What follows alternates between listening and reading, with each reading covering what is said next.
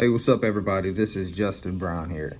I know that a couple years ago, when I was running for mayor, of Elk Grove, California, which is in the outskirts of Sacramento, one person said, "What do I think of white supremacy?" And my answer was, "There's no black, there's no white. We're all the same. We're all human beings." Me being born in a triracial, and what I mean by triracial means black, white, and Hispanic family. I'm glad that I was raised not to have small-minded or tunnel vision. So my answer to that is that there's always going to be somebody that's weak-hearted,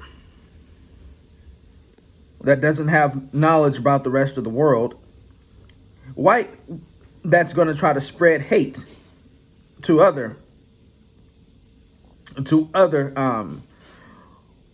weak-hearted Americans, weak-hearted people. So weak-hearted people don't know the difference between the left and the right. Weak-hearted people are uneducated.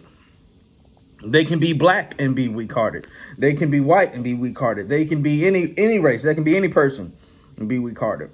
I like to call those people weak-hearted people. But they want you to feel as though their mentality based on themselves, that they know all the answers and that they know who's been here on this continent. And the thing about it, it's so sad. It's really sad because there's a little history lesson.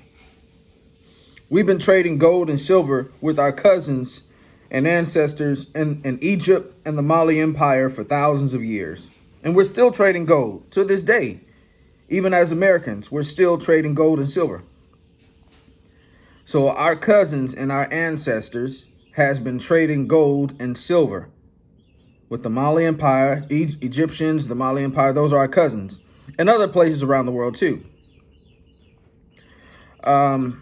So yeah, that's false. Black people was already here. White people was already here too. The Templar Knights. Look up American history about the Templar Knight. There are descendants of the Templar Knights that are Americans. They're white. They're from not just white, from other parts of the world. They even had black Templar Knights, biracial Templar Knights. There's a history about that. And the descendants of Templar Knights was already living here. And they were white. And this was before the United States even was thought of. Okay? So, and even Christopher Columbus himself said that there was already people living here, migrating here, and trading gold and silver, which brought the attention of other settlers that wanted to invest in North America as well. So there's a little history lesson right there. Also, so it doesn't matter who's black or white. We've already been on this country already for thousands of years, trading gold and silver. There's facts, not just North America, but South America as well. So put that in consideration. There are also, even the native Indians could speak Egyptian because they have an Egyptian background.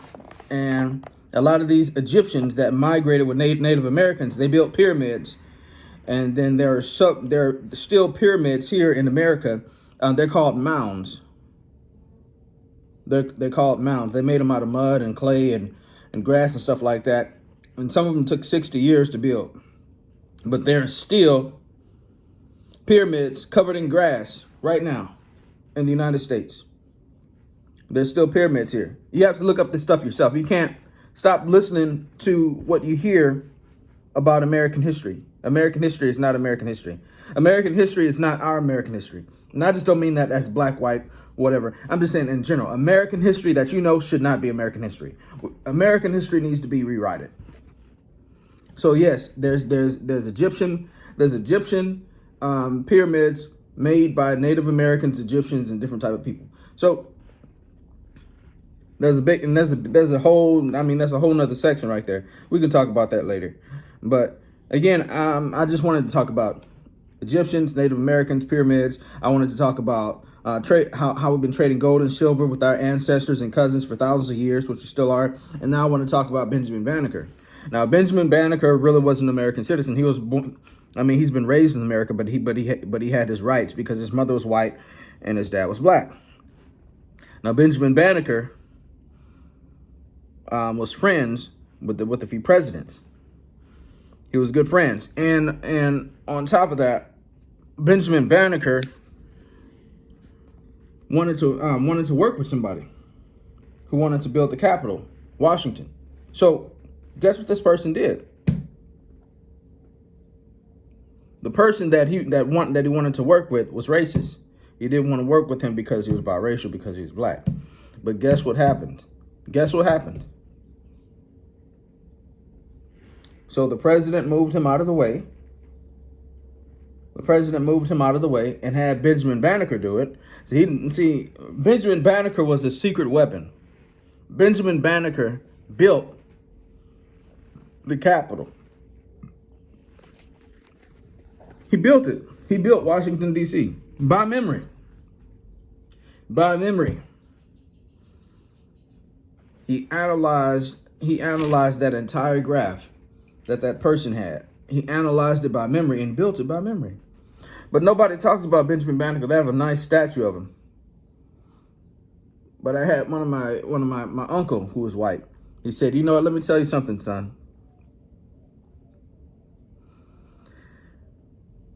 He says that black people, or people of color, not just black people, we're all black, but people of color specifically, built the world, created the world, built the world, and they don't get credit for it. So what do you mean by that? When I say they literally built the world, they literally built the world since the beginning of time. And they don't get no recognition and no respect for it. He said the reason why black people were made slaves was because they didn't want people to know who they really were. They didn't want them to be recognized. They wanted to be kept in the shadows. Because if people were to know from the beginning, when the United States started, if people were to know what black people were and how and what they did and what great impact they had on the world, they'd be viewed differently. They wouldn't be made slaves. And they thought the best way that they could do was make these people slaves, so they could be hidden from the rest of the world, so nobody will know who they are. But now you can't really hold history. You can't hold anything now because it's been we live in a generation where we don't hide information now. It's weird, right?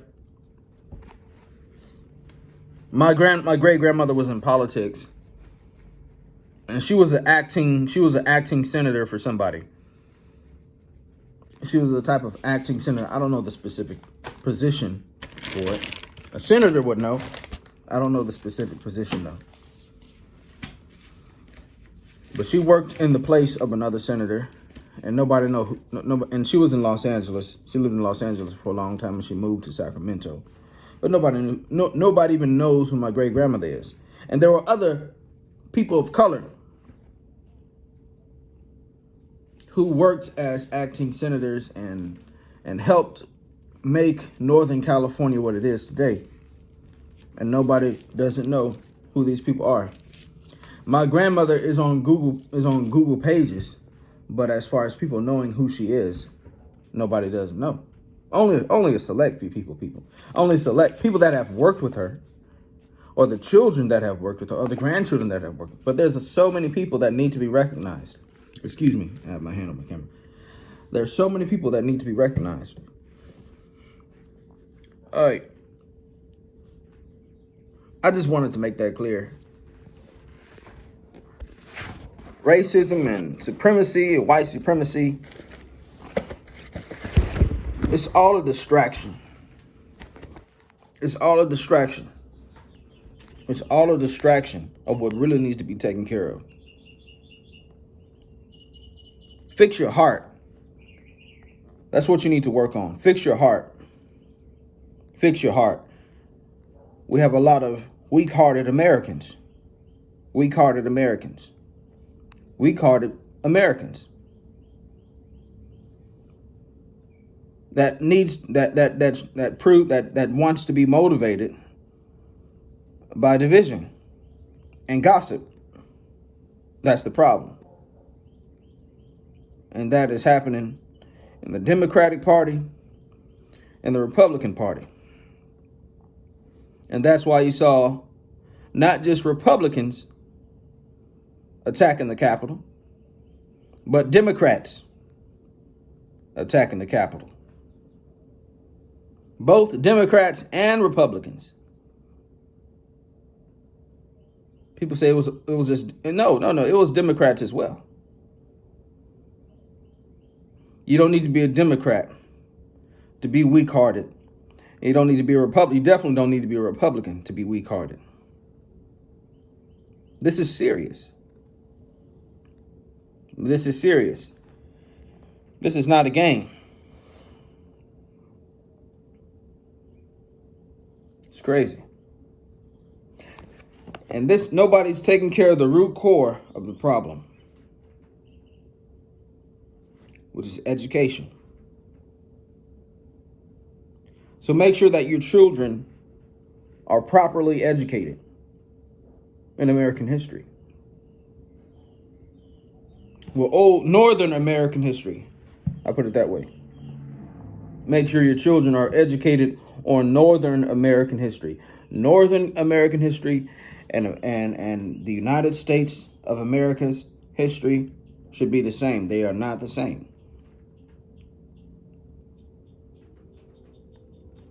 Focus on education. That's the root core right there. So your children won't grow up to be weak-hearted and small-minded. Man, I don't know. I feel like an old man. I'm really young. I really feel like an old man right now. Maybe it's because I'm at my grandparents' house. I don't know. I just got this old grandpa vibe about me right now.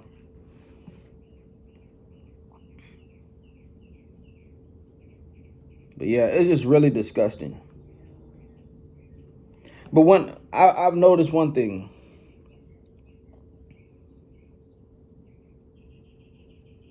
Since I've grown up, running this business, being self-employed, doing government contracts, taking care of the economy, feeding homeless people, housing military veterans and senior citizens, doing all this phenomenal stuff, I noticed I receive more support. Honestly, I receive a lot of support from the Black community. But I receive a lot more people who are white. There's been less weak-hearted people in the white community when it comes to real estate developing and redeveloping neighborhoods. When I talk to my community, when I talk to the Black community, they like to talk, but they're nowhere to be found. When it comes to investing, when it comes time to do what you say you're going to do, they're nowhere to be found. Why is that? Why is that? Not the Black community in general, just the Black, just the group of African Americans that I've grew up with. You see what I'm saying? Not African Americans in general. But you're going to be faced with people that's going to think that they know who you are, and they don't even know who you are. They've only known you for a short period of time, which makes them think that they know everything about you. That's a problem. We think we know everything. Stop thinking that you know everything. I already know that. That's the problem. That hinders success. So when it comes down to money, when it comes down to making syndication deals and opening up private investing accounts and private funding accounts, guess who's there? Maybe 1 or 2 or 5 Black men, but most of them are either white or Asian. Maybe some Hispanic, maybe about two Hispanics, 5 Blacks, but the rest of them are Asian, white, Native American. Why is there only 5 blacks? Why is there only 2 Hispanics? I don't know. You tell me. It doesn't mean that there's a race issue. It just means that we have weak-hearted people that choose not to have the courage to go to the next level to rebuild their neighborhoods. They rather complain that the neighborhood is dirty and that there's trash on the floor instead of picking up the trash. Come on, somebody. They rather complain about the groceries instead of getting involved in the community and saying, what can you do to make a difference to make it better? Right? So when it comes to rebuilding neighborhoods on a high frequency, even the UK, I wasn't going to say this, but the UK is investing billions of dollars right now. Their first $250 million, which is $200 million, will be invested in Houston. And I guarantee I'm going to be at that meeting and doing a portfolio right now of how we can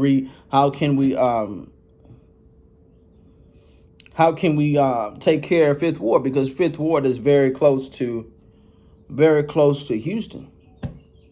And so I guarantee I'm going to be at that meeting because I want to see who wants to wait another 100 years just to rebuild Fifth Ward, just to rebuild old neighborhoods in general.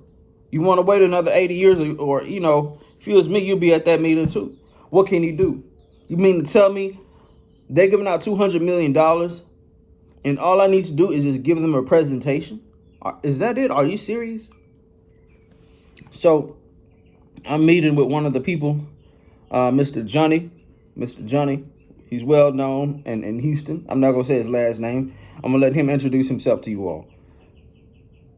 But we're going to build. I look forward to buying multifamily units and buying commercial buildings.